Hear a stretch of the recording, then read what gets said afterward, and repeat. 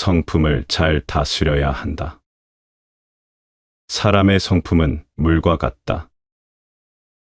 물은 한 번 엎질러지면 돌이킬 수 없으니 성품도 한 번 방종해지면 다시 되돌릴 수 없다. 물을 다스리는 사람은 반드시 제방을 쌓아야 하고, 성품을 바로잡으려는 사람은 반드시 예법을 따라야 한다. 사람의 성품은 어떻게 제어하느냐에 따라 그 방향이 달라질 수 있다. 쏟아진 물을 다시 그릇에 담을 수 없고, 물길을 따라 흘러가 버린 물을 다시 되돌릴 수 없듯이 성품이 한번 엇나가 버리면 바로잡기 힘들다. 어릴 때 가정에서 인성교육이 중요한 이유다. 성품을 바로잡을 때는 너무 부드럽게만 해서도 안 되고, 강압적인 방식으로 억누르기만 해서도 안 된다. 적절한 예법을 바탕으로 해야 한다. 예라는 형식이 물을 다스리는 제방과 같은 역할을 할 수 있다. K가 말했다. 운명은 그 사람의 성격에서 만들어지고, 성격은 그 사람의 일상생활의 습관에서 만들어진다. 그렇기 때문에 오늘 하루도 좋은 행동의 씨앗을 거두어들이도록 노력하지 않으면 안 된다. 좋은 습관으로 성격을 다스린다면 운명은 그때부터 새로운 문을 열 것이다. 분노는 참을수록 좋다. 한때의 분노를 참아내면 100일의 근심을 면할 수 있다. 분노는 자신을 이기지 못한 나약함의 표시다. 분노를 이기지 못하고 가시박힌 말을 쏟아내면 그 말을 한 자신은 금세 잊어버리지만, 그 말을 들은 상대방의 가슴 속에는 아픈 말이 수십 년 동안 화살처럼 꽂혀 있을 것이다. 크게 화를 내면 그 상황에서는 주변 사람들이 섣불리 화낸 사람을 어떻게 하지 못한다. 두렵거나 어색해서 자리를 피하고 그의 말을 들어주는 척한다. 하지만 관계에는 균열이 생긴다. 폭력까지 동원해서 화를 풀어버린다면 두고두고 후회할 것이다. 일시적인 분노를 참을 수 있어야 어른이다. 에픽테토스가 말했다. 화낸 날들을 헤아려 보라. 나는 매일같이 화를 냈었다. 그러던 것이 이틀 만에, 그 다음에는 사흘 만에 화를 내게 되었다. 만일 화내는 일을 한 달 동안 있게 되거든, 그때는 신에게 감사의 제물을 올려라. 분노는 어리석음으로 시작하여 후회로 끝나기 일수다. 그것은 억제할 것을 억제하지 못한 어리석음과 지배해야 할 것을 지배하지 못한 어리석음이 함께하기 때문이다. 그것은 스스로가 주인이기를 거부하고 오히려 감정의 노예로 스스로를 전락시킨 데서 비롯된다. 이 인간이 자신의 감정을 지배하고 억제하지 못할 때, 그것은 곧 허수아비와 다를 바가 없음을 깨달아야 한다. 분노는 참을수록 좋다. 분노는 혼자 오지 않는다. 동시에 많은 감정들을 동반한다. 미움과 슬픔, 갈등과 애증, 좌절과 실패, 고통과 죽음, 후회와 미련이 그것들이다. 분노라는 감정은 그만큼 많은 그림자를 들이우고 다닌다.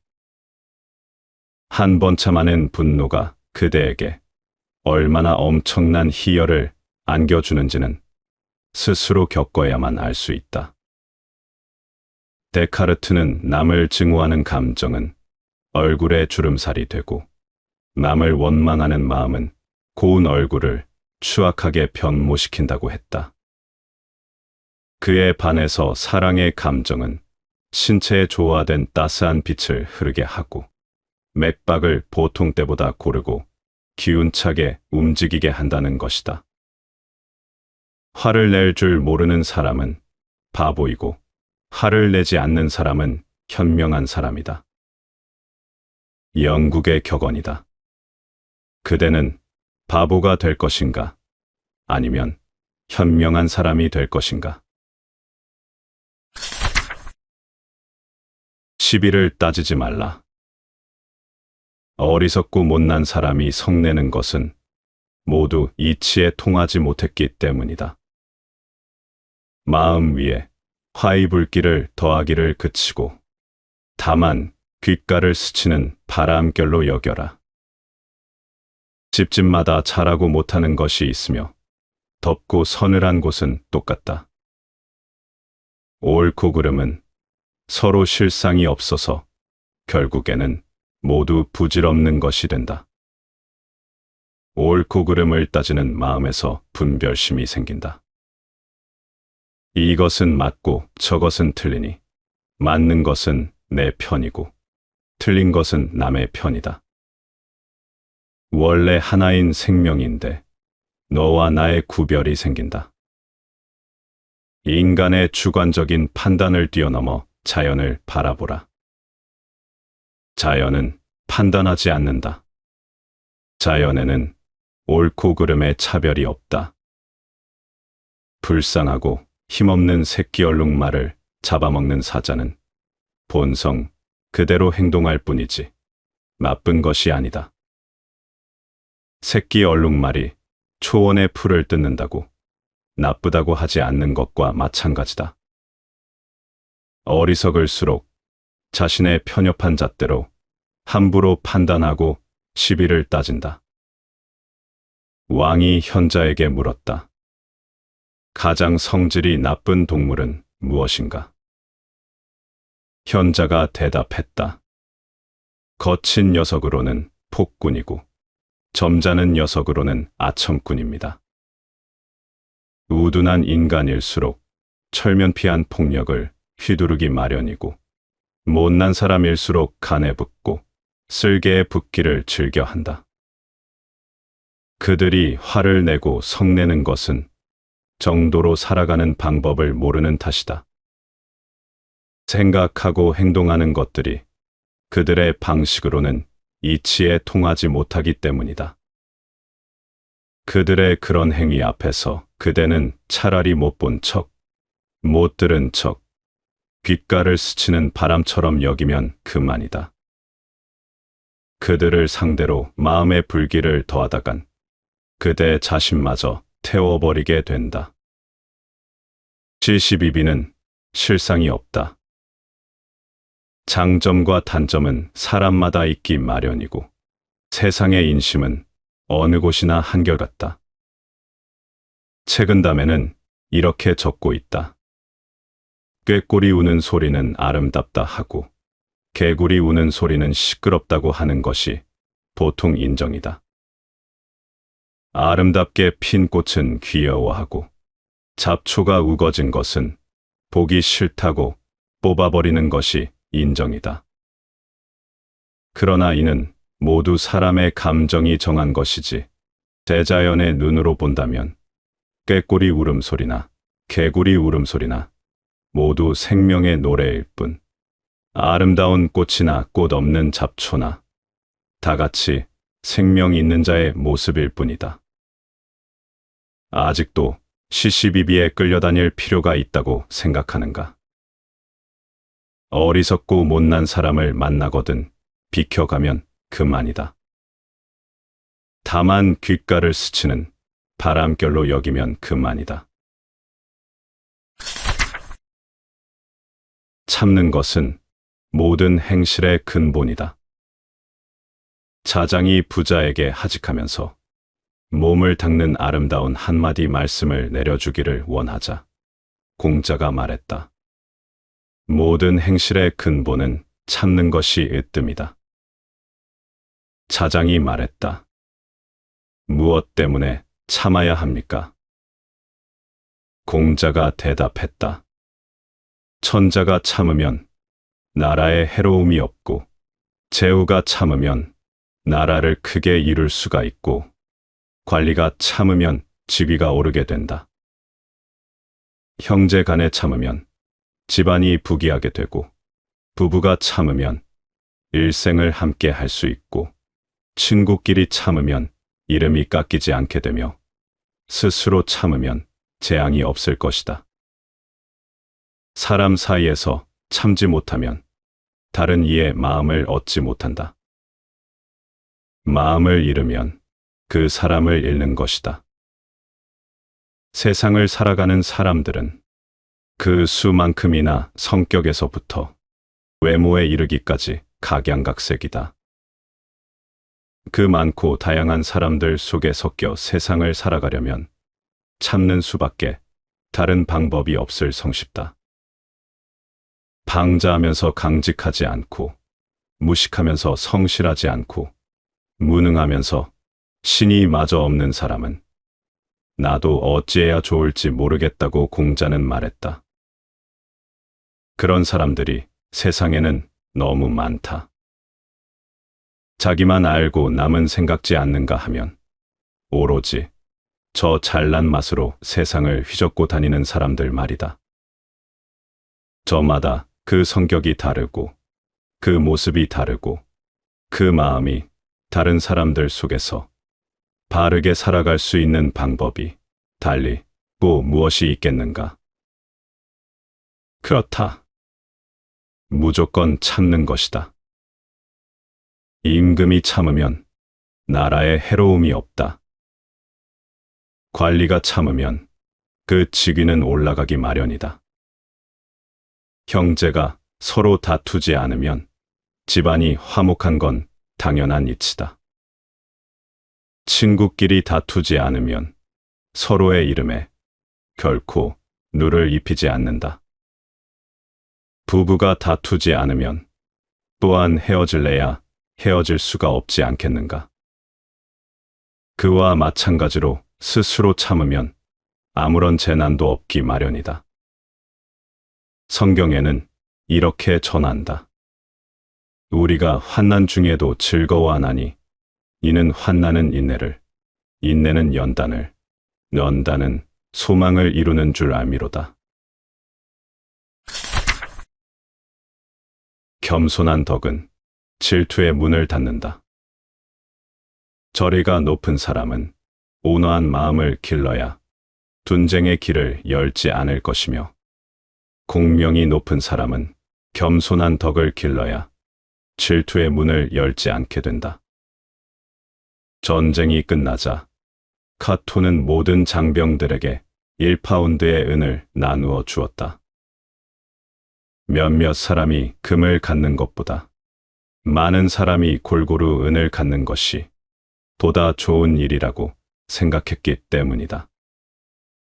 그 자신은 먹고 마실 것을 제외하고는 어떤 전리품에도 손을 대지 않았다. 카토는 자신의 행위를 의아하게 생각하는 사람들에게 말했다. 나는 덕을 가장 많이 쌓은 사람과 덕을 겨루고 싶지, 재물이 가장 많은 사람과 재물을 겨루거나 욕심이 가장 많은 사람과 욕심을 겨루고 싶은 생각은 추호도 없다. 모든 일에서 결국은 덕이 승리하기 마련이다. 덕은 시련을 향유할 뿐만 아니라 힘을 정복한다. 모든 경의를 지배하는 것도 역시 덕이다. 덕행이야말로 영혼의 아름다움이다. 꽃향기 무르익은 곳에서는 눈을 들어 바라보라. 바람이 강하게 불고 비가 쏟아지는 곳에서는 다리를 굳게 세우고 힘차게 걸어라. 꽃향기가 만연하고 버드잎이 아름다운 곳에서는 눈을 들어 멀리 바라보며 그 아름다움을 만끽하라. 그러나 위태롭고 험한 길에 들어섰다면 주저하지 말고 즉시 머리를 돌려 안전한 길로 돌아서라. 험준한 세상길을 걸어가려면 언제나 우뚝한 산처럼 묵중해야 한다. 세상을 살아간다는 것 자체가 혼돈이기 때문이다. 가벼운 발길로 세상 길의 구석구석을 돌아다니다간 어느새 흙먼지에 쌓여 그 본래 모습마저 알 수 없게 된다. 그러나 우리가 살고 있는 이 세상을 침침한 눈이 아닌 밝은 눈으로 내다보면 지금까지 발견할 수 없었던 새로운 행복을 찾아낼 수 있다. 그것은 그토록 멀리 있는 것이 아니다. 그대로부터 가장 가까운 거리에 있다. 어쩌면 이미 그대 내부에서 일찍부터 그대의 부름을 기다리고 있었는지도 모른다. 세상 길을 걷다 보면 참으로 가지각색의 길을 만나게 된다. 비바람이 비껴 불고 빛발이 급한 길이 있는가 하면 꽃향기 무르익고 버들 고운 곳도 있다. 위태롭고 험한 길은 도처에 널려 있다. 어느 길을 들어설 것이며 어느 길을 피할 것인가는 온전히 그대 자신에게 달려 있다. 가장 위험한 유혹의 계곡이 있고 위험하기 짝이 없는 죽음의 계곡도 있다. 다리를 굳게 세워 힘차게 걸어야 할 곳은 힘차게 걸어 나가면 될 것이고 유혹의 계곡을 지날 때면 짐진 눈을 들어 멀리 바라보는 것이 하나의 방법이다.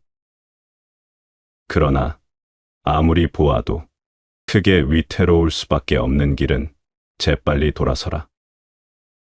안전하고 튼튼한 새 길이 그대를 기다리고 있다. 삶의 절도는 곧 삶의 향기가 된다.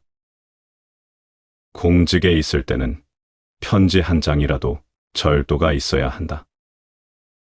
그래야 유행을 바라고 모여드는 무리에게 틈을 주지 않는다. 은퇴하여 시골에 눌러 살 때는 지나치게 높이 굴어서는 안 된다. 사람들이 만나기 쉽게 하여야 예정을 두텁게 할 수 있다. 사람들은 삶의 한복판에서 피나는 노력으로 인생을 살아간다. 끊임없는 욕구와 그 욕구에 이어지는 또 다른 욕망으로 자신을 점철하려 애쓴다. 그럴 때마다 감정과 이성의 충돌이 도처에서 일어난다. 마치 도박에 돈을 걸듯 요행수를 바라며 접근하는 사람이 있다. 그런 사람에게 쉽사리 그대의 속을 보여줬다고 하자. 그들은 그것을 기회로 삼는다. 작은 틈을 보여주어 일말의 기회를 제공한 셈이다. 그래서 절도가 필요하다. 삶 속에 그대 나름대로의 절도만 유지한다면 인생의 도박꾼은 접근하지 않는다. 그것은 현직에서 은퇴하여 은둔의 삶을 영위한다 해도 마찬가지다. 그 나름대로의 절도가 필요하기 때문이다. 삶의 절도는 곧 삶의 향기가 된다. 향기는 날이 갈수록 그 농도를 더해가며 퍼져나간다. 또한 자신을 살찌우는 것은 물론 이웃들도 살찌게 한다. 그대의 것이지만 우리들 것이 된다. 얼마나 아름다운 삶의 향기인가. 대인을 경외하면 방종하지 않는다. 대인을 경외하면 제멋대로 함부로 날뛰는 마음이 없어진다. 평범한 사람 또한 경외하지 않을 수 없다. 평범한 사람을 경외하면 세력을 믿고 횡포 부린다는 말을 듣지 않는다. 경외는 당신을 강하게 만들고 존중은 당신을 지켜줄 것이다. 누군가를 경외한다는 것은 상대를 무시하지 않고 존중하는 것이다. 덕이 있는 사람을 경외하면 그를 본받으려는 마음이 생긴다. 그러면 객기의 충동으로 함부로 날뛰는 마음을 다잡을 수 있다. 평범한 사람을 무시하지 않고 경외하면 내 행동이 어떤 결과를 가져올지 생각할 수 있다. 공감의 영역이 확장되는 것이다. 그러면 자기 힘만 믿고 횡포를 부릴 수가 없다. 상대가 누구든 공경하고 조심스럽게 대해야 실수가 적다. 공자가 말했다. 군자가 두려워하는 세 가지가 있다. 천명을 두려워하며, 대인을 두려워하며, 성인의 말씀을 두려워한다. 소인은 천명을 두려워하지 않고 대인을 존경하지 않으며 성인의 말씀을 가벼이 여긴다. 두려움은 사랑만큼이나 강한 감정이다. 두려움 속에는 위험에 대한 인식과 존경에 대한 질서, 사랑에 대한 복종이 내재되어 있다. 그것은 마치 바람에 쓸리는 풀잎과도 같은 자연 현상이다.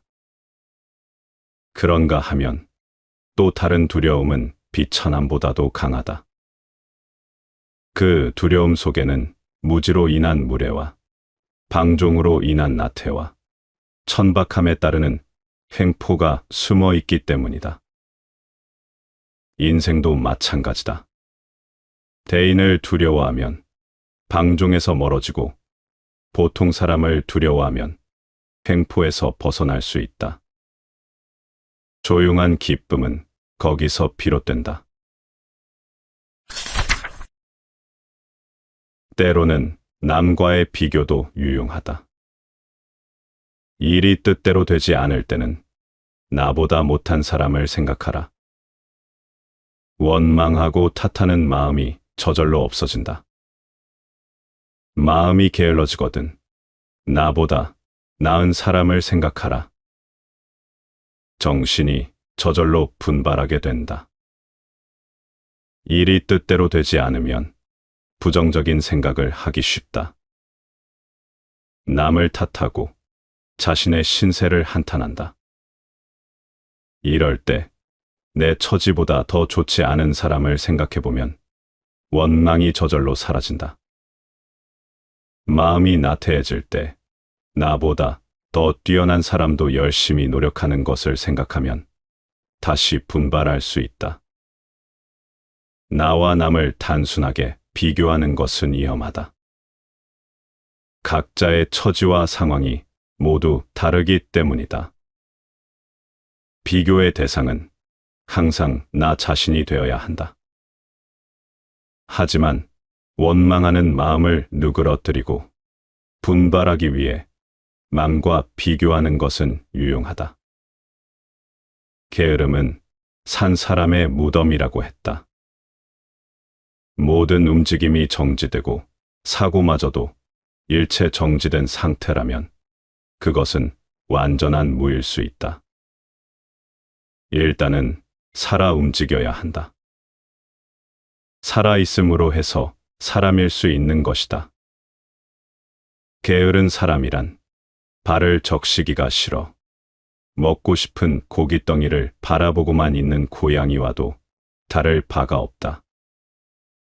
게으름으로 마음이 몽땅 달아버리기 전에 이웃을 살피라. 앞서간 사람의 늠름한 발자국을 보면서 그 게으름을 쫓아내버리라. 발명왕이라고 불리는 에디슨도 철을 분리하는 광산 사업에서 실패한 적이 있다. 미네소타 주에서 철이 대량으로 산출되어 철값이 폭락했기 때문이다. 5년 동안의 노력과 재산이 수포로 돌아간 후에 에디슨은 오히려 용기 백배하여 실패했던 경험을 바탕으로 인조 시멘트 사업에 손을 대어 성공했다. 그는 광산 사업에 실패한 직후 황량한 공장을 찾아가서 다음과 같이 회고했다. 여기서 일했었던 5년이 내 일생에서 가장 즐거운 시절이었다. 다른 것을 생각할 여유가 없었고 여기서 많은 것을 배울 수 있었다. 그것은 언젠가 다른 누구의 이익이 되어 나타날 것이다. 성공은 실패와 실패를 딛고 일어서는 힘이다. 사람들은 그들의 실패에서 많은 것을 배우고 또 새로운 힘을 축적하기 때문이다. 실패야말로 가장 고귀한 생명력이다. 무엇을 바라볼지는 나에게 달려있다. 까마귀가 불길하게 울어댄다고 해서 기분 나빠하지 말라. 마음을 훌을 털고 이렇게 말하라. 이것은 나에 대한 경고가 아니다. 나 자신뿐 아니라 내 육신, 내 재산, 명예, 자식, 혹은 배우자에게도 아무런 의미가 없다. 행운과 불운은 내 의지로 생각하기 나름일 뿐, 어떤 경우든 좋은 면을 바라보는 일은 나에게 달려있다. 누구를 부러워하거나 시기할 필요가 없다. 내 힘으로 이길 재간이 없는 겨루기에 절대 뛰어들지 않는다면 패배자가 되는 일이 없을 것이다. 그러니 나보다 명예가 더 높은 자, 더 큰 권력을 가진 자, 나보다 더 유명한 자를 보았을 때 겉으로 드러난 모습만 보고 괜한 경쟁심에 사로잡히는 일이 없도록 경계하라. 행복은 본질적으로 각자의 의지에 달린 것이므로 진정으로 선하고 좋은 것을 가질 수 있는 권한이 내게 있다면 누구를 부러워하거나 시기할 필요도 없다. 큰 권력이나 높은 지위를 가진 자가 되고 싶어 하기보다는 자유로운 자가 되기를 원하게 될 것이기 때문이다. 이런 태도를 가질 수 있는 방법은 단 한 가지다. 내 고난에 해당하지 않는 것에 관심을 거두는 것이다. 누군가로 인해 괴롭다면 내 감정부터 돌아보자. 억울한 일을 당하거나 모욕을 당해 불쾌감을 느꼈다면 그 불쾌감은 그러한 행위에 대한 내 사사로운 감정 때문이라는 것을 기억하라. 누군가로 인해 괴로움을 느낀다면 그 괴로움은 상대방에 대한 내 사사로운 감정으로 인한 것이다. 그러므로 겉으로 드러나는 모습에 대한 내 감정에 사로잡히지 않도록 먼저 노력하라. 일단 시간을 두고 인내할 수 있게 되면 자신을 다스리기가 보다 수월해진다. 죽음을 늘 떠올리며 살아라. 죽음과 추방, 그 외에 끔찍하다고 여겨지는 일들을 늘 일상적으로 대면하라. 특히 죽음을 일상적으로 대면하라. 그러면 그 어떤 시련 앞에서도 마음이 약해지지 않고 그 어떤 것도 그다지 크게 바라지 않게 될 것이다. 일관된 모습을 보여라. 진심으로 지혜로운 자가 되고자 한다면 처음 만나는 사람에게서 비난과 조롱을 들을 각오를 해야 한다. 그들은 이렇게 말할 것이다. 어디서 무슨 철학자가 나타나셨군. 어디서 이렇게 잘난 사람이 나타나셨나 하고 비웃을 것이기 때문이다. 잘난 척하지 말고 신이 내게 주신 분수를 지키며 최선을 다하는 자세를 잃지 않도록 하라. 이렇게 하다 보면 처음에 조롱하던 사람들도 나중에는 감명을 받게 될 것이다. 그러나 사람들의 조롱을 극복하지 못하면 오히려 그 조롱이 2배가 되어 돌아올 것이다.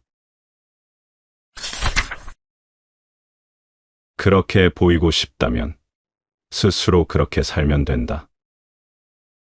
타인의 이목에만 주의를 기울이고 그들의 만족에만 신경을 쓴다면 당신은 길을 잃게 된다. 그러니 매사에 철학자 같은 태도를 지키는데 노력한다는 사실에 만족하라. 다른 사람들에게 철학자처럼 보이고 싶은가? 그렇다면 철학자처럼 행동하면 얼마든지 가능한 일이다.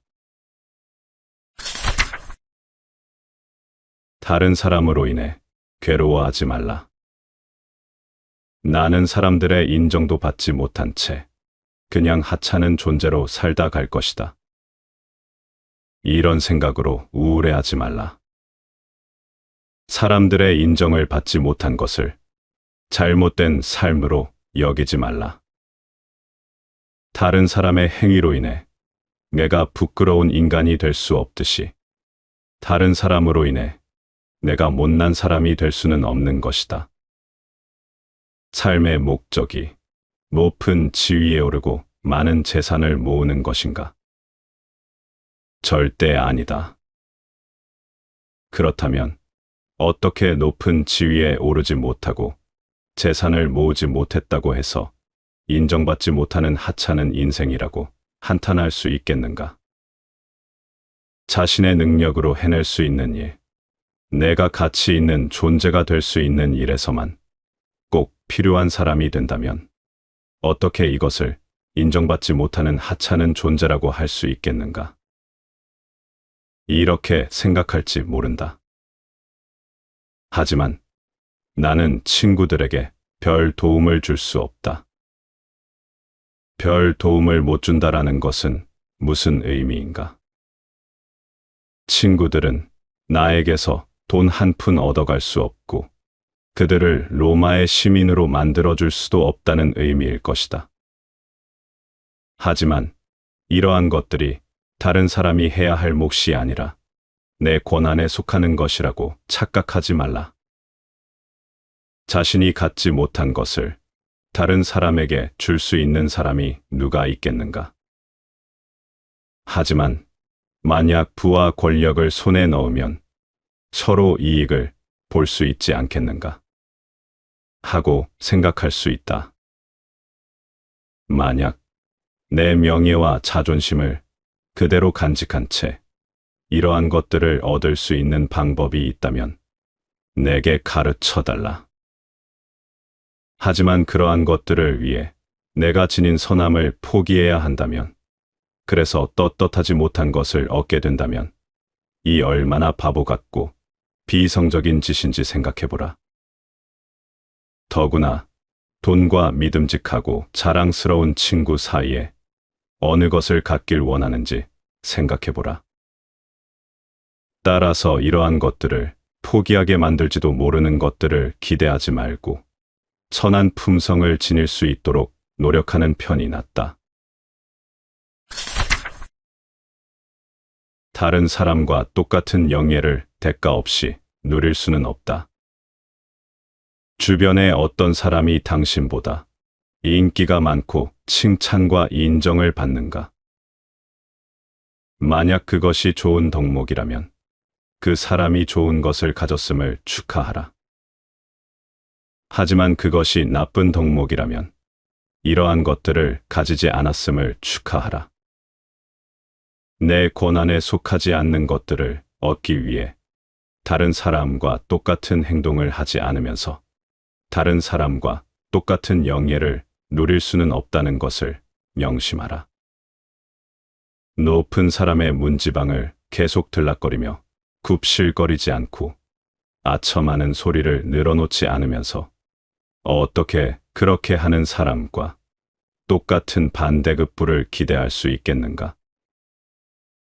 진열대에 놓여 있는 것을 값도 치르지 않고 공짜로 얻길 바라는 것은 옳지 않고 욕심을 부리는 일이다.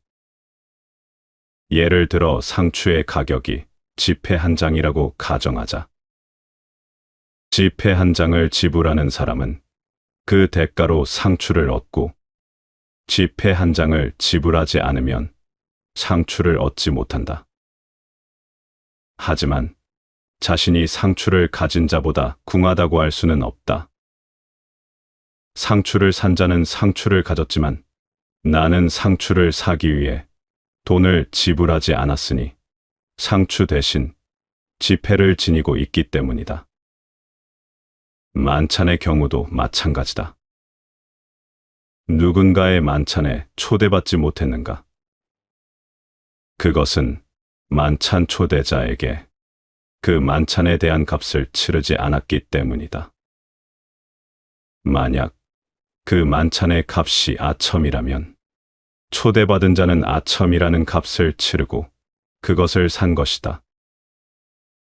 그러니 내게 이익이 된다면 그 값을 치러야 한다. 하지만 그 값을 치르지도 않고 이러한 것을 얻길 바란다면 그것은 어리석고 탐욕스러운 사람이다. 만찬에 참석하지 않아 가진 것이 없다고 생각하는가? 그렇지 않다. 아첨하고 싶지 않은 사람에게 마음에 내키지 않는 아첨을 하지 않을 권리. 만찬 초대인의 문 앞에서 비굴함을 느끼지 않을 권리를 가진 것이다. 오늘 깨닫지 못하면 내일을 기다려라.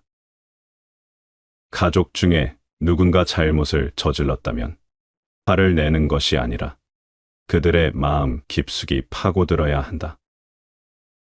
단순히 스치듯 지나치지 말고 그들이 스스로 깨닫게 할 기회를 줘야 한다. 오늘 깨닫지 못한다면 내일 다시 그 기회를 제공하라. 봄바람이 얼어붙은 땅을 녹이듯 부드럽게 다가가 그들의 마음을 따뜻하게 해줘라.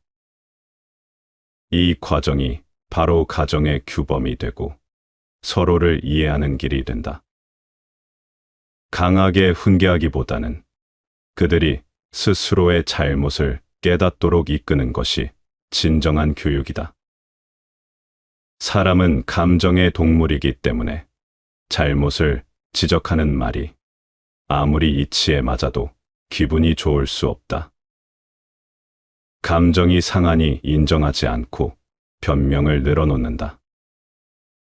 하지만 상대의 감정이 상할까봐 허물을 지적하지 않는 것도 문제다.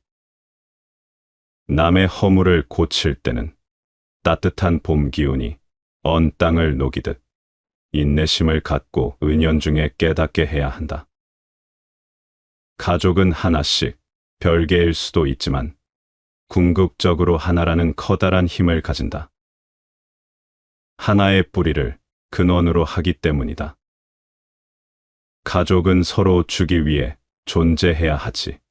얻기 위해 존재한다면 금방 소멸해 버리고 말 것이다. 가정은 행복을 저축하는 곳이지 채굴하는 곳이 아니기 때문이다. 가족은 꾸짖음도 사랑이어야 한다. 인내할 줄 아는 평화로운 매질이어야 한다. 마음을 살펴 항상 원만하게 하라. 내 마음을 깊이 들여다보고 항상 평온하게 유지한다면 세상은 결함 하나 없는 완벽한 공간으로 변모할 것이다. 마음을 활짝 열고 너그러운 태도를 유지한다면 세상의 험악한 인정은 저절로 사라지고 따뜻한 이해와 사랑으로 가득 찰 것이다. 이처럼 내 마음의 변화가 세상을 변화시킬 수 있는 힘이 있다는 것을 잊지 말라. 아침에 집을 나서는데 비가 온다면 좋은 일일까 나쁜 일일까? 비가 오는 사건 그 자체는 좋은 것도 나쁜 것도 아니다. 내 마음 상태에 따라 좋고 나쁨이 달라진다. 내 마음이 넉넉하면 하루의 시작을 비와 함께 하는 것이 낭만적이고 즐거운 일이다. 하지만 마음이 조급하고 불만으로 가득 차 있다면 아침부터 재수없게 비가 오는 것이다. 내 마음이 항상 원만하고 너그러우면 세상 또한 원만하고 너그럽다. 내 마음이 각박하고 편협하면 세상은 그 마음을 그대로 비춰줄 뿐이다. 사람은 가끔 자기 자신을 타인으로 느낄 때가 있다. 그것은 어떤 일에 직면했을 때 마음의 동요에서 비롯된다. 내가 했다고 믿기 힘든 행동을 한 후에 느끼는 당혹감 같은 것이다. 사람의 마음은 가장 이질적인 것들이 복합적으로 내재되어 있다. 데카르트는 사랑의 감정에 대해 기술하면서 다음과 같은 말을 덧붙였다. 남을 증오하는 감정은 얼굴에 주름살이 되고, 남을 원망하는 마음은 고운 얼굴을 추악하게 변모시킨다. 감정은 늘 신체 반사운동을 일으킨다. 사랑의 감정은 신체 내에 조화로운 빛을 흐르게 하고 맥박이 고르며 보통 때보다 기운차게 움직인다. 그대 마음을 살펴 항상 원만하게 한다면 비담한 꽃나무도 다시 꽃을 피울 수 있다. 그대 마음을 열어서 항상 너그럽게 한다면 메말라버린 강바닥에 다시 강물이 흐르게 할 수도 있다. 방종한 자의 미움은 방종일 뿐이다. 마음이 깨끗한 사람은 사치스럽고 방탕한 자들로부터 의심과 비난을 피할 수 없다. 그들은 늘 엄격하고 올바른 길을 걷는 이들을 향해 시기와 질투의 눈길을 보내기 마련이다. 하지만 군자는 그런 외부의 공격에 흔들리지 말아야 한다. 오히려 내면의 지조를 단단히 지키고 지나치게 자신의 엄격함을 드러내지 않아야 한다. 진정한 군자는 세상의 유혹과 비난 속에서도 자신을 잃지 않고 고고한 자세를 유지하는 법이다. 욕심이 없고 고결한 사람은 세속적인 권력과 부를 탐하는 사람들 눈에는 별종으로 비친다. 자신을 잘 다스리고 신중한 사람은 방종하게 사는 사람들에게는 시기와 질투의 대상이다. 방종한 사람들도 자신을 통제하며 반듯하기를 바란다. 하지만 그런 경지에 이르지 못했기 때문에 반듯한 사람을 보면 질투하는 것이다. 이렇게 의심하고 시기하는 사람들에 둘러싸였을 때는 자기의 본성을 잃지 않으면서도 크게 갈등을 일으키지 않아야 한다. 마음속 칼날을 드러내면 표적이 되니 조심해야 한다. 마음속에 깨끗하지 못한 욕심과 증오와 시기 그리고 질투가 가득 차 있으면 그에 따르는 의구심은 마치 눈덩이처럼 부풀어 그의 마음을 가득 채운다. 그런 사람일수록 상대적이다. 그의 그러한 의구심의 표적은 자기가 가진 욕심을 갖지 않은 사람, 자기가 가진 증오와 시기와 질투 따위를 조금도 마음에 담지 않은 사람을 겨눈다. 의심과 미움에 신경 쓸 필요는 없다.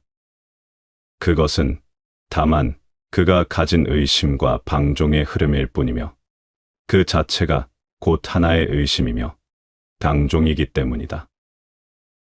팔만대장경에는 지혜가 없는 자, 의심이 끊일 날이 없다고 적고 있다. 그런 사람의 의심과 미움을 그대를 위한 가장 즐거운 노래로 들어라. 그 의심의 돌들을 바닥에 깔고 그대는 물결처럼 다만 흘러가라. 그 미움의 찌꺼기들을 걸음으로 심고 그대는 다만 한 그루 싱싱한 나무로 푸르게 뻗어나가라. 그대의 참모습은 거기밖에 없다. 순조로울 때 자신을 돌아보라. 역경에 처했을 때 주변은 마치 침과 약처럼 느껴져 그 속에서 자신도 모르게 절조와 행실이 다듬어진다.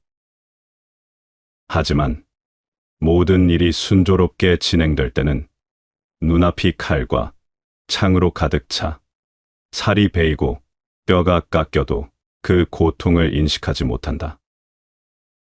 어려움 속에서 진정한 나를 발견하고 평안 속에서 나는 무감각해져 간다. 역경은 나를 강하게 하고 순탄함은 나를 나약하게 만든다. 역경에 처했다는 것은 주변 상황이 자기의 마음대로 잘 되지 않는다는 것이다. 그러니 항상 조심하고 자신의 허물이 없는지 돌아보게 된다. 역경 속에 있을 때 주변의 사물, 상황은 나를 연마하는 도구가 되고 항상 최선을 다하며 지내는 사이에 자신도 모르게 성장한다. 순경 속에서는 모든 일이 다 술술 풀리니 교만해지고 나태해지기 쉽다. 자기가 잘나고 완벽해서 일이 잘 되는 것으로 믿기 때문에 자신을 되돌아보거나 개선하는 노력을 하지 않는다. 시간이 흐르면서 자기가 점점 무너지는데도 알아차리지 못한다. 장맛비로 목욕을 하고 폭풍으로 머리를 감는다는 옛말이 있다. 극심한 고생을 참고 견디며 일하는 사람의 모습을 빗댄 말이다. 세상을 살아가면서 겪는 어려움을 당연하다고 여기는 사람도 있다. 그것은 그만큼 세상살이가 고달프고 괴롭다는 말일 수도 있으나 다른 한편으로는 그 많은 어려움을 당해보아야 사람다운 사람이 될 수 있다는 것을 은연중에 내포한다. 역경이 아름다울 수는 없다. 행복할 수는 더더욱 없다. 그런데도 사람들은 그 역경을 사랑하듯 감싸 안으며 말한다. 그렇게 본다면 역경에 처했을 때 주위의 모든 어려움은 침과 약이 되어 한 인간을 보다 강인하게 만든다는 얘기가 된다. 순조로울 때의 주인은 칼과 창이 되어 한 인간을 끝없이 마모시킨다는 얘기가 된다. 뼛속으로 스며드는 듯한 그 말을 기억하라. 역경을 그대에게 찾아온 절체절명의 기회로 포착하라. 욕심의 불길은 스스로를 태운다. 부유한 집안에서 자란 사람은 그 욕망이 마치 사나운 불길처럼 치솟고 그 권력은 날카로운 불꽃처럼 번뜩인다. 만약 그가 조금이라도 맑고 신선한 기운을 잃는다면 그 불길은 남을 태우지는 못할지라도 결국 자신을 태워버리고 말 것이다. 이런 불꽃은 내면의 허무함을 감추지 못하고 결국 자신을 태우는 재앙으로 돌아올 수밖에 없다. 인간의 욕망은 끝이 없다. 죽을 때까지 다 쓰지 못할 돈을 욕망의 노예가 되어 뒤쫓는다. 부귀한 집에서 태어나 자란 사람은 돈맛을 알고 즐기는 것에 익숙하다. 원하면 어지간한 것은 돈으로 구할 수 있다는 것을 어릴 때부터 체득해왔고 즐기려는 욕망을 통제하지 못한다. 욕망은 속성이 불과 같다. 끊임없이 타오르며 주변을 태워버린다. 불이 더 이상 번지지 않게 하려면 물을 뿌려야 하듯 욕망을 맑고 차가운 기운으로 통제하지 않으면 남에게 해악을 끼치고 자신에게도 해가 된다. 예수께서 제자들에게 이르시되 내가 진실로 너희에게 이르노니 부자는 천국에 들어가기가 어려우니라. 다시 너희에게 말하노니 낙타가 바늘기로 들어가는 것이 부자가 하나님의 나라에 들어가는 것보다 쉬우니라. 너무나 잘 알려진 성서의 말씀이다. 부자에 대한 인식은 옛날이나 지금이나 한결같다. 그래서 부자들은 외로운 것인지도 모른다. 그래서 그들 자신이 앞서 가난한 사람들을 경원시한 것인지도 모른다. 모든 욕심은 지극한 이기심에서 비롯한다. 과거의 모든 도덕률은 우리들에게 결코 이기적이 되어서는 안 된다고 일러주지만 어느 누구나 자기 자신을 버릴 수 없는 것이 현실이다. 사람은 누구나 스스로를 사랑하고 자기의 행복만을 위하여 행동하는 자기를 가지고 있다. 문제는 그 이기심이 타인의 기쁨에게까지 미치는가, 아니면 타인의 기쁨을 짓밟는가에 있다. 사랑은 두 사람의 에고이즘이란 말도 있지 않은가.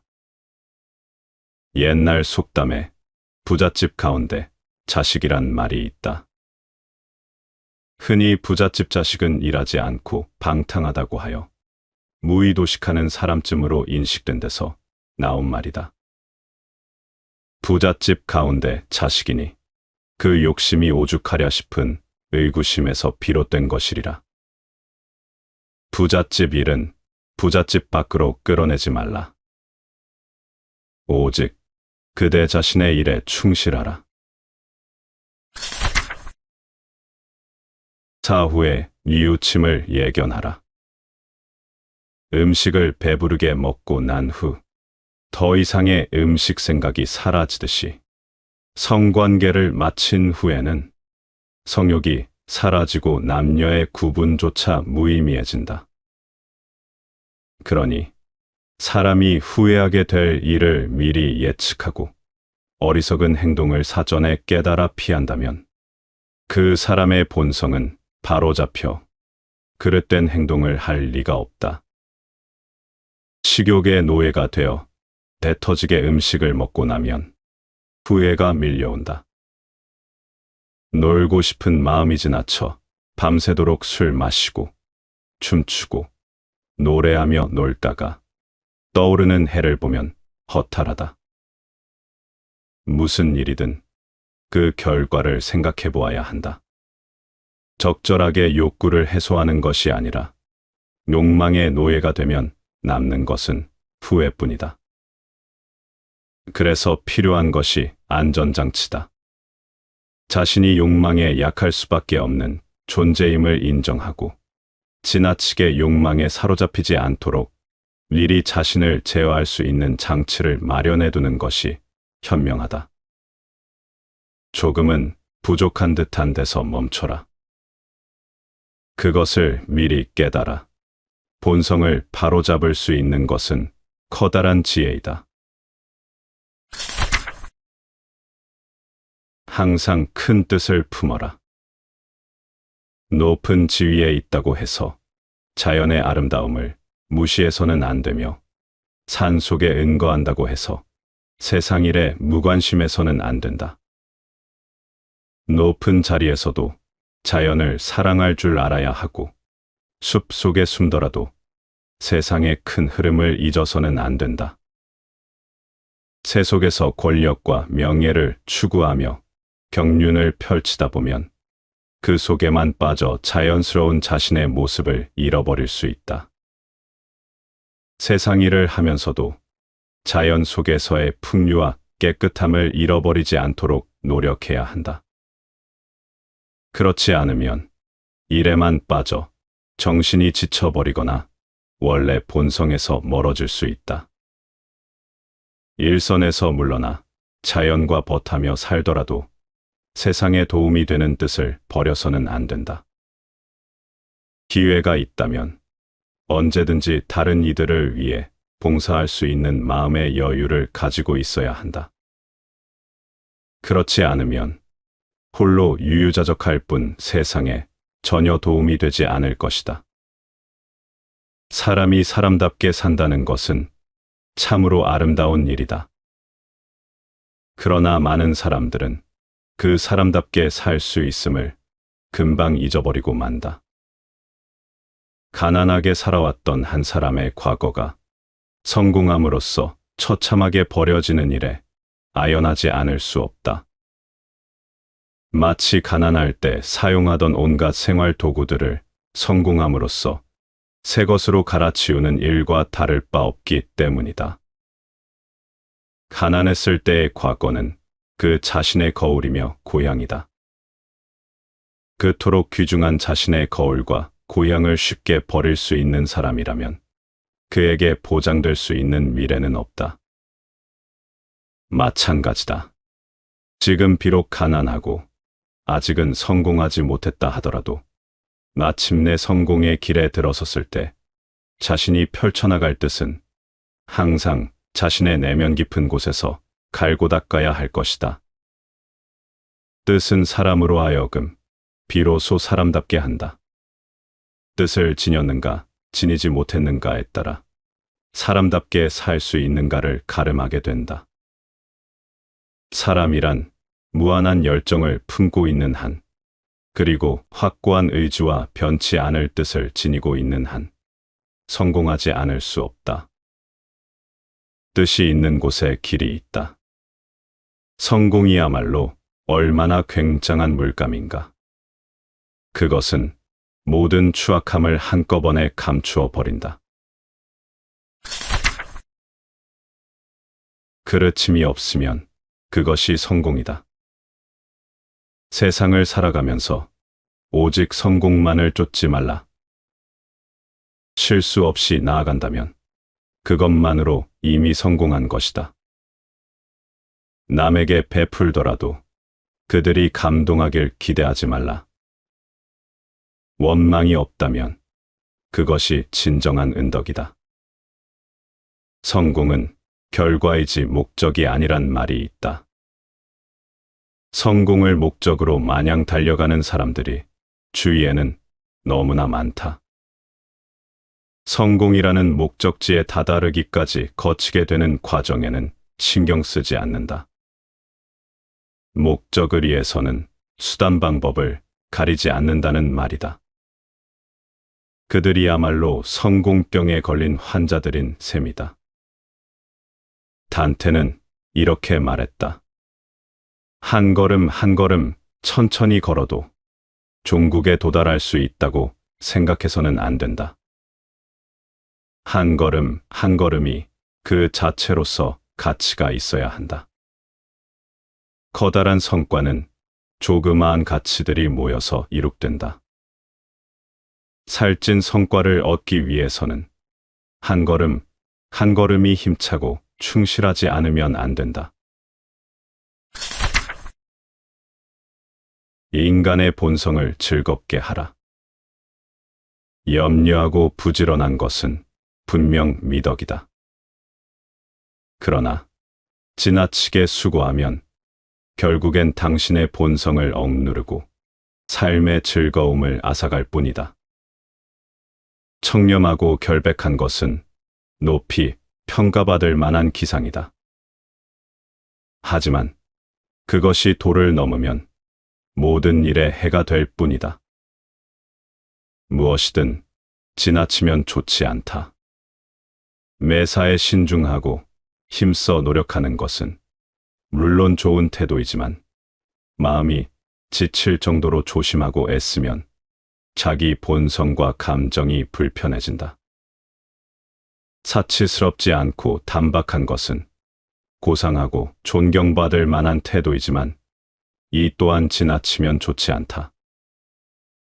깨끗한 물에 물고기가 모이지 않듯 지나치게 혼자만의 고상함을 추구하면 다른 사람을 포용하고 이롭게 할 수 없다. 조심하고 노력하되 자기가 괴롭고 지치지 않을 정도로 하고 단박함과 고상함을 추구하되 사람들을 품을 수 있어야 한다. 너무 염려하면 마음을 다치게 되고 너무 부지런하면 몸을 다치게 된다. 한 사람에게는 한 사람 몫의 일이, 10사람에게는 10사람 몫의 일이 당연하다. 불확실한 미래의 일을 지금부터 걱정할 것은 없다. 심신을 소모하고 오늘 할 일에 지장을 줄 뿐이다. 궁지에 빠지면 처음으로 되돌아가라. 일이 막혀 궁지에 빠졌다면 당장 시작점으로 되돌아가서 다시 생각하라. 길이 보일 것이다.